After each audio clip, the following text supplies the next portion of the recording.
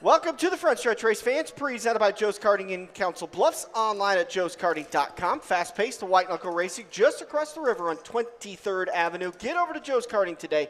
Do yourself right with a little indoor kart racing. Joining us on the podcast, a former co-host of the show for a Lyle Tire and Wheels interview. Make sure to get all of your tires, rims, aftermarket accessories, alignments, balancing. Get that done with a company that supports local dirt racing. And there's very few guys that support dirt racing like Mike does at Lyle's Tire and Wheels. Without a doubt. 84th and J Street. Fantastic guy, fantastic company. Get over there today. Support them. Get yourself some new tires and wheels and get set for the coming months at the dirt tracks. Well, joining us on the show, driver of the number 53 super late model throughout the area, Andrew Kosiski. Man, I don't know if you noticed, it's been a little while since we've talked. It has been a long time. Did I even get to see you in the pits at Eagle? I don't think so last year. I don't think I saw, because I remember I saw you out on the racetrack, and by the way, your car passed by me about 13 times before I realized it was yours. The white one? Yeah. Yeah. Because I was like, man, that car looks good. That car looks really good. Oh, wait, that's Andrew. we got that straightened up this year. Everything's red again. We like red again. Thank you. Hey, Appreciate did you've been all over, though. I bought a blue car. So then after that, That's what right. do you do with it? Yeah, that's you know what right. I mean? Red and blue just don't really jive, but I don't really care this year. We're just going to go back to the red with that blue car, and that's just red is the best color, so that's what I'm going with.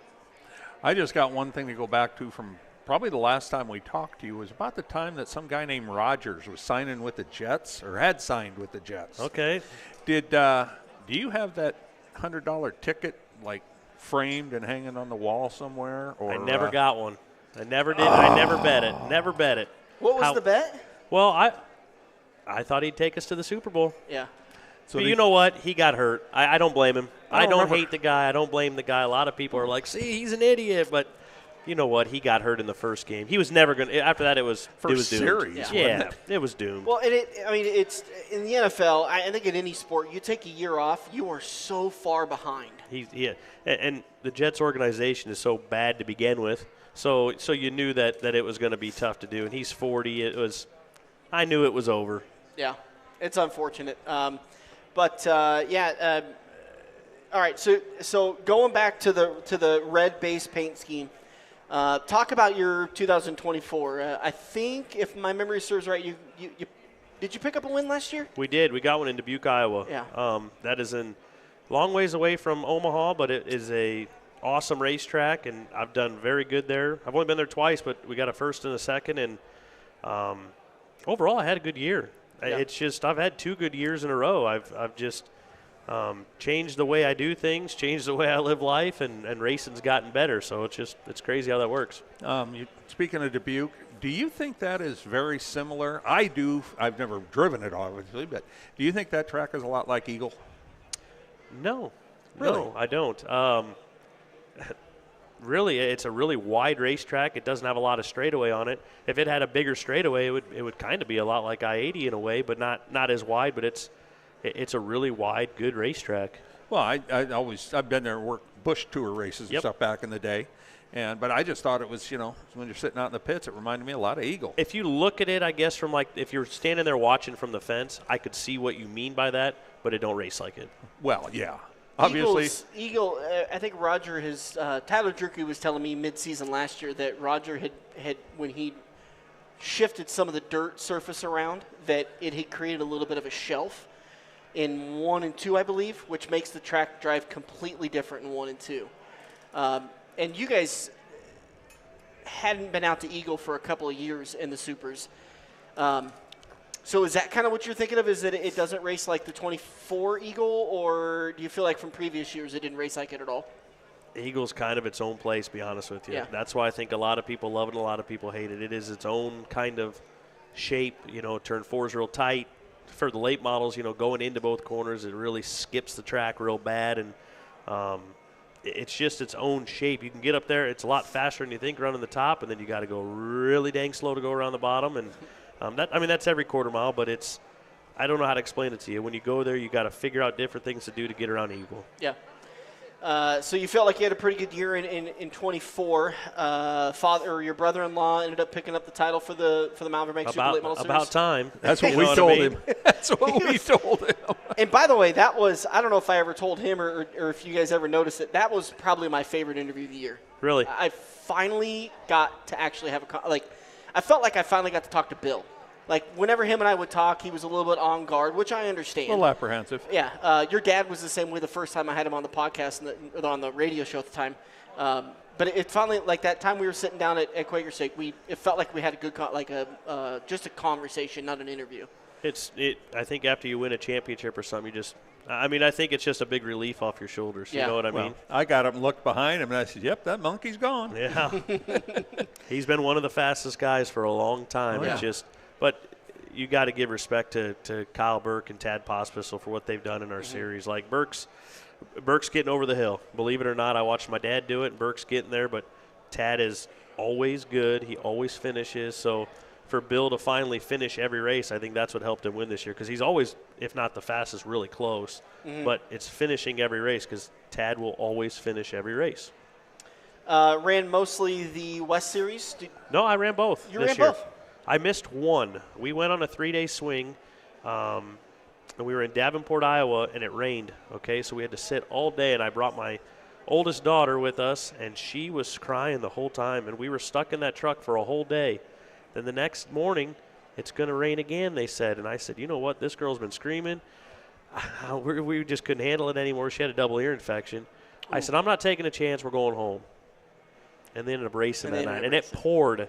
It poured basically in the backstretch, and they were raced. Yeah. So I missed one East race, but it didn't hurt me a lot.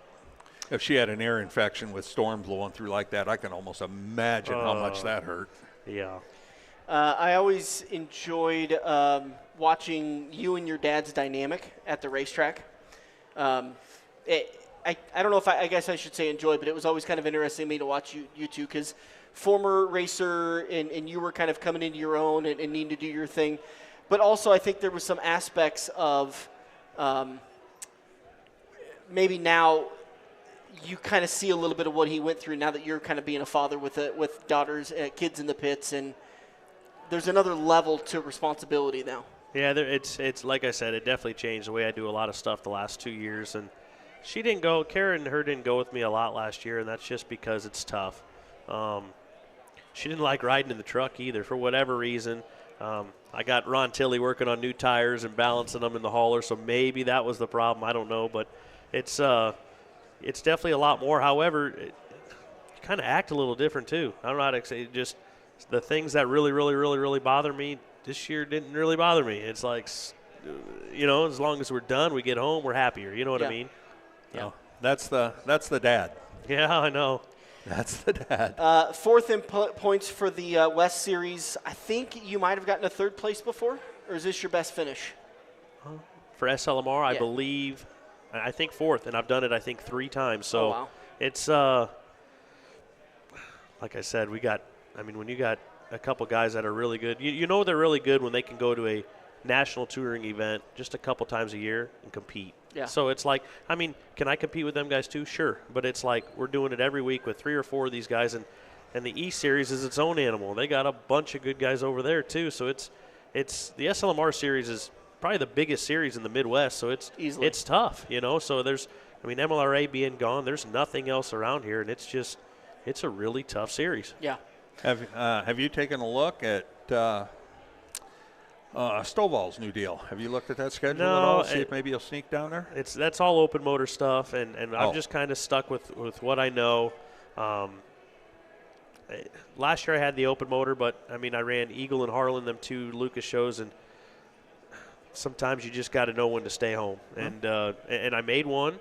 I didn't make the other one, and it was like, I started 8th in the B at Eagle, and I knew I had to get to 3rd or 4th, and it was like, well, guys, let's load everything up before. And all of a sudden, here I come, and I pass that Clay Harris, who was Rookie of the Year for Lucas, or 2nd in Rookie, and it was like, oh, boy, I'm going to make the show. And it was like, that felt good, but then there's so much more time and money involved in that open motor racing than what we do. I just don't really have any – right now I don't really have any business doing it. Plans for 25? Continuing to follow the you doing both series this year? Or I'm going to just sticking to try. one? I'm going to try. It's 36 races. It's doable. You're going to have 5 rainouts, so Yeah. that's not a lot of racing, but it's a lot of traveling. I don't think we're going to do anything else. I don't have an open motor. I just have, like I said, the 2 spec motors, and I think we're just going to stick with that. How many joint shows have got, East and West shows? I think 6 or 7. So It's and about when you do normal those, for them. and when they're joint shows, that's a heck of an event. So that Oh, yeah. like that Zeitner race is like, I mean, to me that's like as hard as any other race I go to. It's a very special race to a lot of people, which makes you race just a little bit harder. I appreciate what Leon's done. The amount of money he's put into that race to make it what it is, and I mean it's a big event. I mean we get a lot of cars. It's a tough race to get into. That's the first goal when you get there is get in the dang show.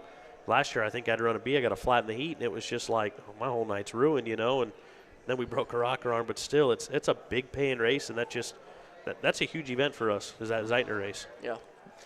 And again, that's at Adams County Speedway, right? No, that one's at Harlan. Harlan for the Rollins Zeitner Memorial. Yep. Yeah. Yep. Great race, and I know that that's put on some awesome racing the last couple of years. Oh, I think every single one has been side by side at the end. I haven't been up there to witness it, but I think it's been side by side at the end. Yeah. I saw the first one, but I missed last year. Yeah. What is your favorite now that your family doesn't have a track that you have to say is your favorite track? What is your favorite hidden gem around the area? One of your favorite tracks to go race at? And Eagle is the right answer. Just kidding. That is the farthest from the right answer. Adams County. Yeah, that's I'm pretty good down there, but no, I don't know. I really love Stewart, Iowa. Yeah. That's one of my favorite places. That Dubuque track, obviously, I like that one. I run good there, but I don't know why. Every time I go to Stewart, I'm happy, even though half the time you don't finish there or something because it's so tight and small. But Van Genderen does a good job at that place, and it is a really, really good track. Getting to go a lot of the East races, you get to see new places, and you really get to enjoy those. Kansas City, Missouri, we're going down there to a couple tracks that look really nice. So we'll see. We went to Columbus Junction last year, and it reminded me a lot of like an I-80 Corning mix, and it was just like – and, of course, I was decent there. Wasn't as good. Bill won the race, and Bill was like, "Oh, this place reminds me of I-80 and Corning." And it was like, I feel the same way. So, I don't know. I really like going to Stewart. I don't know why. Dubuque, if it wasn't so damn far away, but I always liked Davenport. But, again, we're talking 5 hours away. So And that's the small track, though, Davenport, right? Yep. I enjoy that Harlan shortened their track. It's the big track was too damn big. I wish Corning would shorten theirs, but it is what it is, What was the track that just shortened in midway through the season? Was that off-road or Park Jeff? Park Jeff's done it. Off-road's a very good racetrack, too. Off-road is a very good track. But Park Jeff, I haven't been there since they changed it, and then they changed it again, which a lot of people told me they probably needed to do that again. So, but we do get to find out what that's like this year. So, it's we've been pretty lucky right now. I mean, I miss I-80 like crazy. A lot of people I know do. It's just it was real nice to drive 35 minutes to one place and hang out with a lot of people you don't see. But I think every SLMR race within an hour and a half of Omaha last year was packed. And I mean, Corning, Norfolk, Columbus was awesome. Columbus was an awesome racetrack last year, and we begged them to have us back and begged. And I think the Silmans or somebody put up some money and they gave us a shot, and it was one of our best races of the year. So they're like, "Oh no, we're having it next year." So Good. So it's just every place we went to was packed this year. That was close, and that says something. So people still enjoy going to the races. Well, people still enjoy it. I'm a late model guy. Yeah. I'd rather watch late model than a sprint car. So, is there a track that you wish the SLMR series would go to? I think we're dang near all of them now. You guys hit a lot of tracks in the area. I think we go to all of them now. And, I mean, it was Columbus was one of them I said, boy, I really wish we could get back to. And then we finally did because, A, it's a little closer. It's easy to get to. It's a good-shaped track. Albion, I wish we could go. It's like every 2 years we end up going there. Junction's done, again this year. But you just feel bad about that place. Delmer's put his heart and soul into it. He just don't get no help. I don't know if you heard your dad's buying that track. Yeah. I bet he don't. I like to call your dad every once in a while and be like, hey, I heard you're buying this track. And then I always get the, Dan, let me tell you. There's always a rumor that Joe Kosiski is buying a track. Just like before I-80. Before he sold I-80, there was always a rumor the track was sold. Well, and Tony Stewart was going to come in and buy the track. He sold it like 10 times, didn't you Oh, know at that? least. Oh, yeah. And everybody knew about it. Yep. Everybody knew who bought it, where it was going, what it was doing, and it was like, no, you don't. Sarah and I drove by the Millard Social Hall, when we were coming back from Music Bingo with the Haven Ridges. And drove by it, and I took a peek at it, and I'm like, man. One time a year, I had a really great time there. That was fun.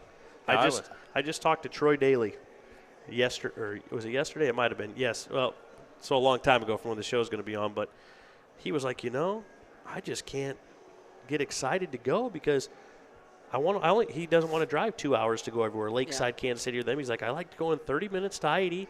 He's like, and I liked drinking beer all night after till Joe said it's time to go. He's like, now by the time you get somewhere, you're so wore out from driving, the race is over. All you want to do is hurry up and go home. Yeah. So it's just like, but this happened at sunset, so it happened again. I always found myself down in the Bridges pits at the end of the night. Yeah. And it was always interesting to see if they could talk your dad into 2 or 3 beers to keep the lights on a little later. Well, I think he gave them the key or something and said just lock up every night. Probably. I think he did. Probably. All right, enough reminiscing about days of past. All right, 25's coming up. Any big changes with the operation? Nope. We still got Longhorn chassis. I still got all my good sponsors. It's been I've just been lucky. Last year, Al Belt came on, which has been a family friend of mine. He sponsored all my uncles, all my cousins.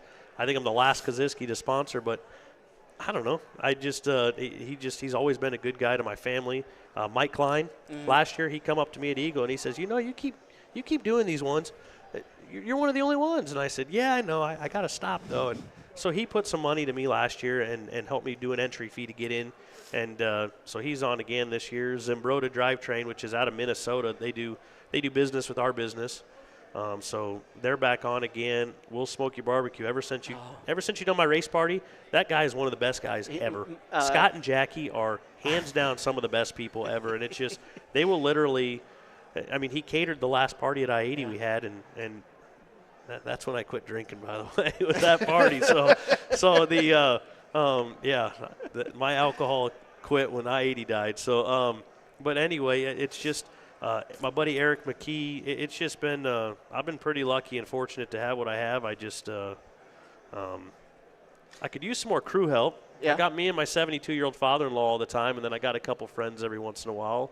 But that's the hardest thing for everybody in racing is finding crew help. I honestly think, other than you take the expense of the whole thing out, it's finding enough people to help you out. Yeah.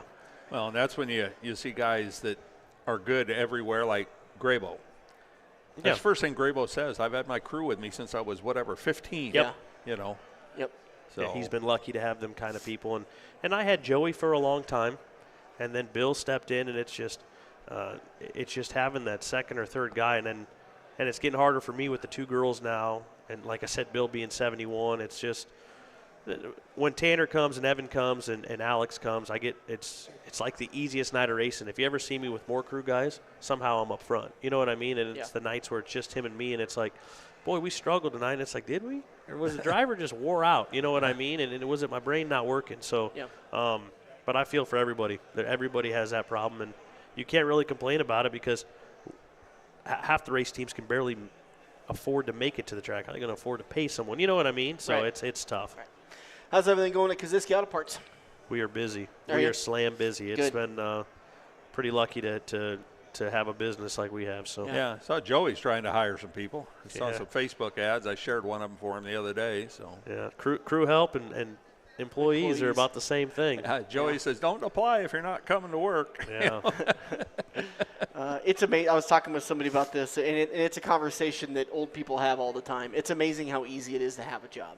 Oh. The criteria when I was younger, when Dirk was young, was you got to show up, you got to be ambitious to work every day, you got to pick up the extra hours, you got to bust your butt. Now it's just like, can you show up to work? Can you fog a window? Yeah.